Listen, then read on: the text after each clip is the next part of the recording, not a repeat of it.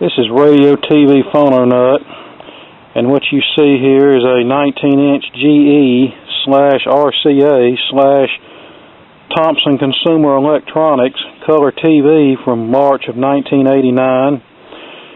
Personally, this is not really one I'd consider vintage, although I know some of you might consider such a set vintage. But it's been my daily TV for the past several years.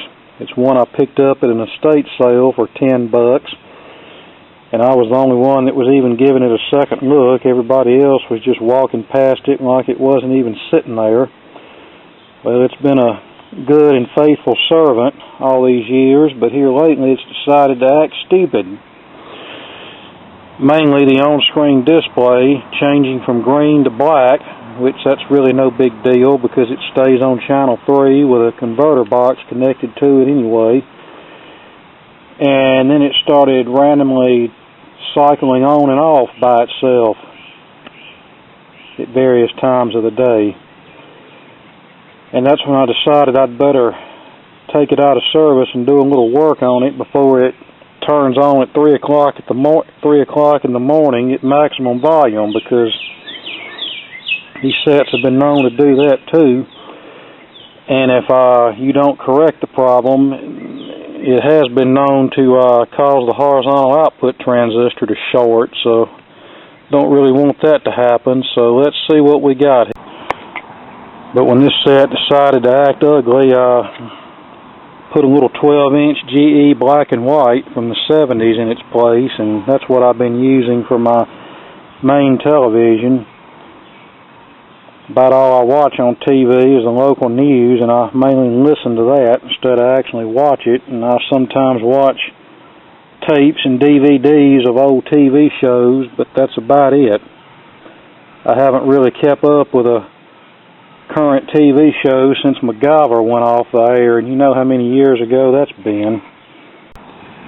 Here's the back label of the set, manufactured March 1989, CTC 136 chassis, Thompson Consumer Electronics, which by that time owned RCA and GE, and this set was also sold under the RCA XL100 branding.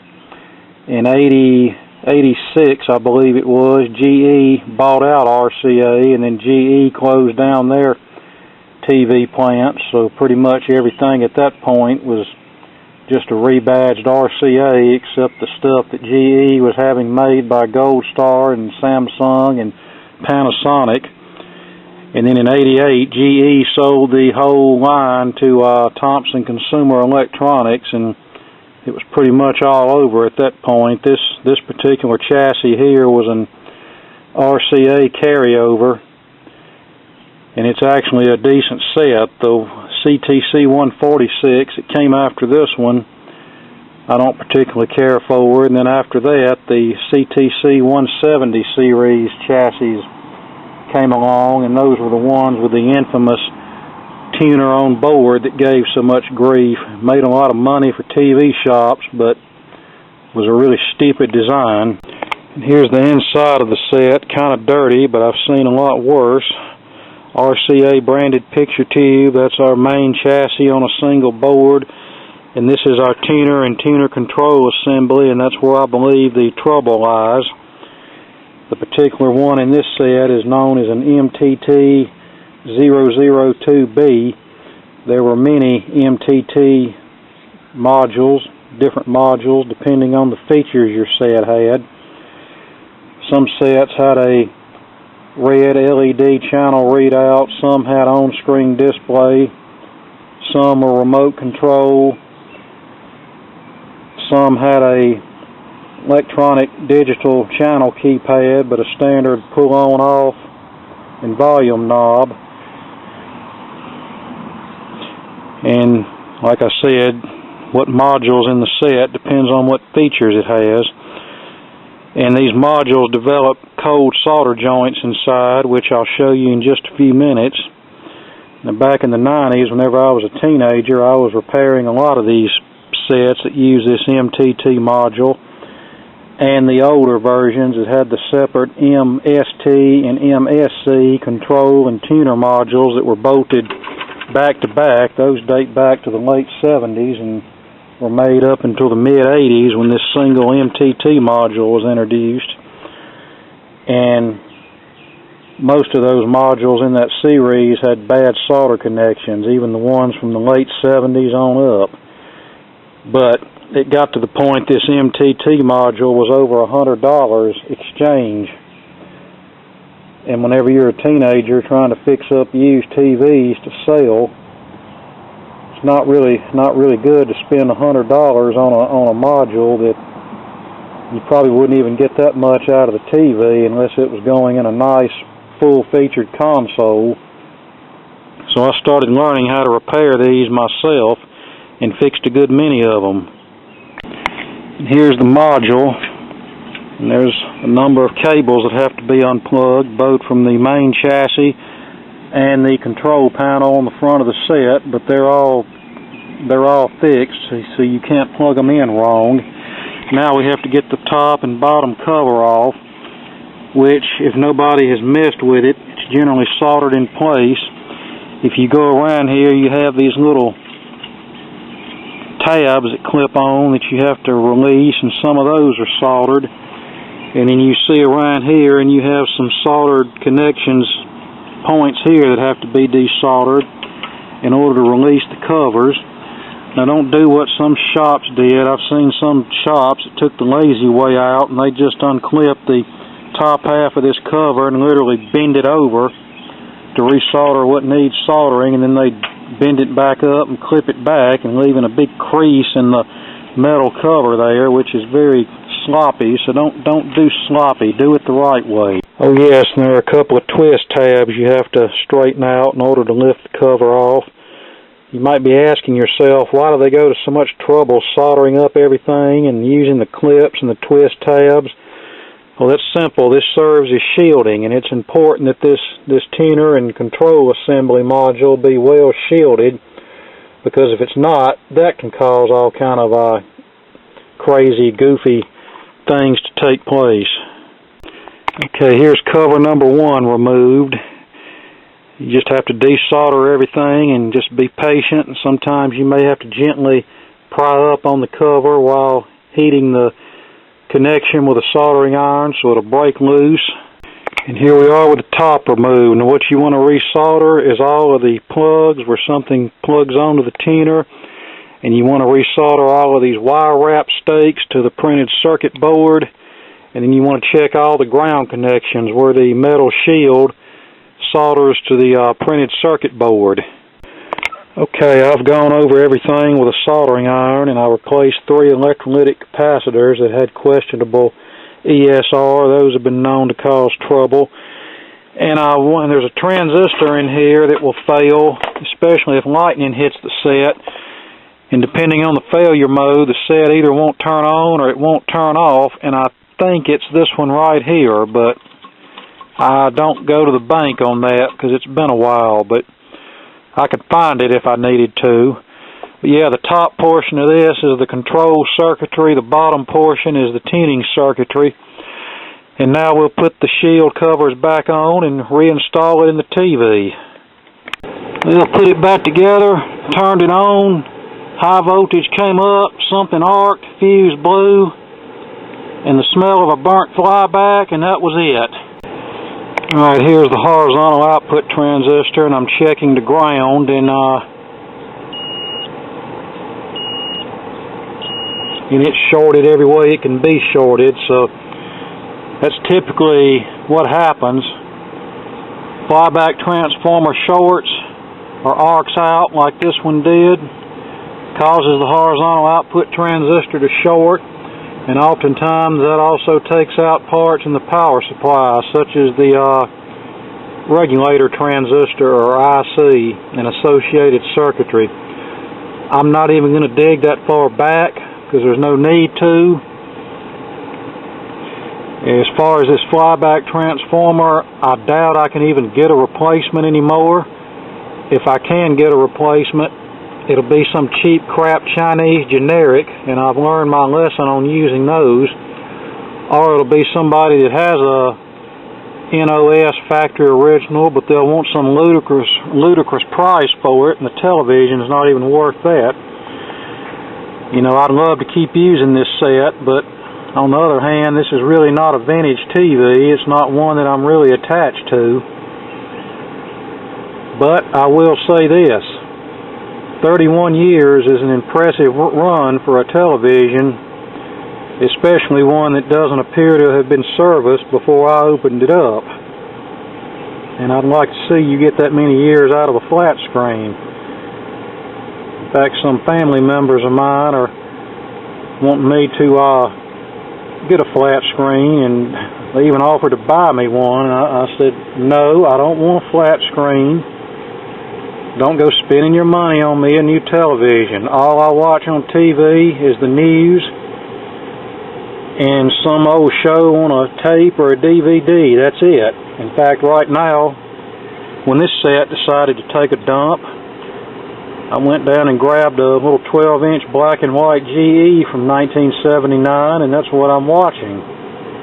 Now, I've got some other color sets, a couple of 19-inch Zenith sets with knob tuners, and an old Sylvania set with a knob-type tuner. So one of those will probably get pulled out and put into service. But as far as this thing goes, I'll just pull my new caps out of the tuner, and this thing will go to TV heaven. Back in the 90s, I worked on a lot of these TVs with this chassis. In fact, there was even a version with a standard VHF, UHF mechanical tuner. Of course, that version didn't have this MTT tuner module in it. But the majority of these that I fixed, it was always loose connections and problems within this MTT tuner module. The chassis itself was very reliable, and I really don't recall ever running up on a bad flyback transformer in one of these. But you got to remember, in the 1990s, these sets were fairly new. So 1989, that's now 31 years ago. It's time for this thing to go. And on another note, I remember the old 1970s solid-state TVs. Most of them had a separate flyback transformer and a tripler, which took the output from the flyback and bumped it up to give you your 25 or 30,000 volts to the CRT anode. I really think that system was more reliable. Yes, triplers went bad, but triplers could easily be replaced. In fact, I think you can still get them. And by the late 70s, early 80s, they started switching to what RCA calls an IHVT, integrated high voltage transformer. And that's where you have the flyback transformer itself, the high voltage rectifier, the focus bleeder resistor, and all that in the same package. And those devices seem to be a lot less reliable than the old separate flyback and tripler and focus resistor assemblies. In fact, in the early 80s, RCA goofed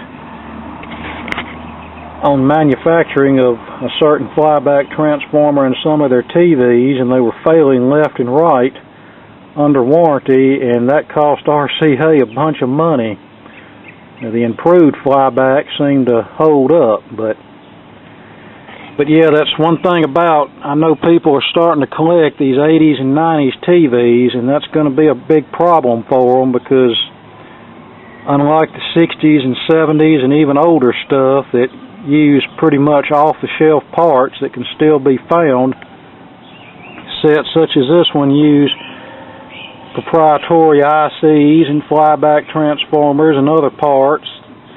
And if those parts fail, well, it's not a question of if, it's when. They will fail eventually. Then you're not going to be able to fix the TV. Just like this set here. I'm not going to be able to find a new flyback for this, and like I said, if I find one, it's either going to be overpriced or it's going to be some cheap Chinese generic that'll blow up on me, and yes, I've had that happen. Okay, dug through my TV stash, found 3 options. The one on top is a 19-inch Sylvania from 1982. Did a video on it several years ago where I replaced the flyback with one from a junk chassis. The one on the bottom is a 17-inch Zenith from 1982. It's a remote set. 82 must be our year. And they gave that to me at the flea market. It worked when I put it in the basement. I don't know what it does now. And then we have this Zenith 19-inch from 1984. Again, it worked when I put it in the basement. Don't know what it does now, but we're going to find out shortly. I'm going to clean these up because they're kind of dirty from sitting in the basement, and I don't want to bring the dirty stuff in the house. And we'll check them out and see which one works the best, and we'll put that in place of the GE. The GE, I may hang on to it a little while and see if I can find some parts to fix it. If I can't find any parts for cheap or free, then it's probably going bye-bye pretty quick. Alright, let's power these up and see if anything happens. I would have shown you the GE popping and arcing, but battery was running low and I was running out of memory, so let's see what the Zenith does. And we have sound and high voltage, that's a good sign. And we have a red raster with retrace lines, so that set's going to need some repair. Hope it's not a shorted CRT. Alright, let's see what the Sylvania does.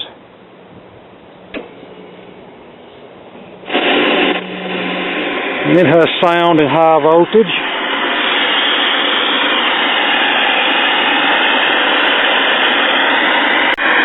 And this one actually has proper snow on the screen.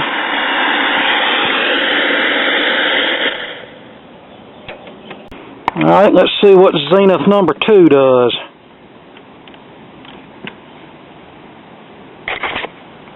Alright, we have high voltage. It's scanning for channels, and we stop that. Alright, I've got high voltage but not seeing anything on the screen, so looks like out of the 3, the Sylvania is going to be the one we're going to go with right now. Alright, the Sylvania is working. It's not as sharp as it could be, and the vertical size needs to be adjusted, so pull the back off and see what we can do with that. Well, now this one just went out. Just totally dead. Yeah, this is not my week for TVs. I might just start to just continue watching the little black and white and forget about this old junk. So we got 3 televisions here. All of them were supposed to be in good working order, and now when I need one of them, none of them work. Now let's try the little Zenith again. You were doing the anti-gravity walk and everything? Yep. You're in 1st grade now? Yep. When you're in a class and they're trying to teach you about space, do you end up teaching the teachers? Alright, we got high voltage. That's a hard question because my teacher teaches got a me very and I dim picture that's coming up. Maybe it just needs to wake up. But I know when I put it down there, it had a very bright, sharp picture on it. Now it looks like the picture tube is very weak. Number 2? A jar of heaven. Alright, the Zenith is waking up. That's a good thing. A jar of Yeah, the sticker swapping proof non-easy peel price tag. Time you spent together. They had $40 on this at the flea market. I think they had it marked down to 10. And I was asking about it one day, and he said, with many TVs as you give us, because I usually take all the black plastic and silver plastic crap and give it to them, so I don't have to fool with it. He said, just take it with you, so I took it with me. Alright, here's the Zenith with too much red. You can see it has a picture, but the red gun is being overdriven. Now that could be a heater to cathode short in the picture tube, which I hope it's not. Or it could be something in the video output or driver stage. I know some of these Zeniths had a resistor pack in the video output circuit that would develop bad solder connections, and I hope that's what's wrong with this one. I hope it's not the CRT that is taking a dump on us.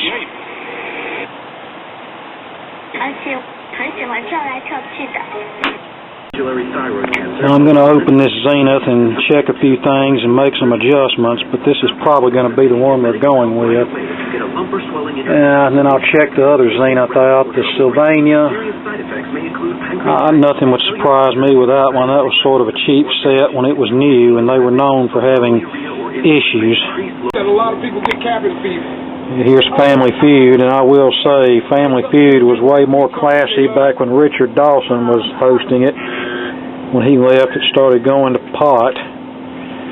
But who's this calling me? Is this a telemarketer calling me? No, this is an actual real. It looks like something else wanted to come in here and watch TV too. And your adorable pets. Now it's our turn to share with the Geico Give Back. A 15% credit on car and motorcycle policies for both current and new customers. And once again, one good share deserves another. We're just trying to stay positive and stay humble. We just don't want to leave. Enjoy the time you spent together. I'm so proud of you.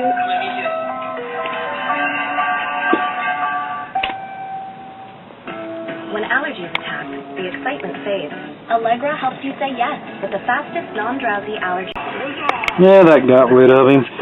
Okay, I think tomorrow we'll come down here and do a little maintenance on this, and this is probably going to be our new Daily Watcher television. Okay, I think I'm going to break this off here, and then I'll do individual analysis and possible repair video on these other TVs that you saw in this particular video. I've got somebody looking for a flyback for the GE, and if I can find one of those within a reasonable length of time, I'll fix that. But if we can't find one, it's no big deal. You know, I'm not really that attached to the TV, but it always had a good picture and worked well for me, and if I can keep it going, and that's great. If I can't, then no big deal. You know, some of this stuff, you can't keep it going forever. There comes a time when you have to say bye-bye to it.